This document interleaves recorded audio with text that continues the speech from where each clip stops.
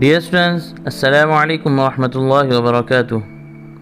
Our today's topic is Iman, the faith of a Muslim.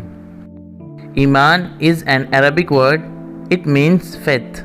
Faith means complete trust in someone. It means if you have faith in someone, you believe in him with all your heart and you do not have any doubt about it. Remember, doubt and faith are two opposite things. If you have doubt in something, you believe that it might not be true. Iman is a state in which the heart accepts the truth and lives by it. The heart believes in the truth, the lips and tongue declare the truth, and the limbs carry out what the truth requires. Faith is light, doubt is darkness.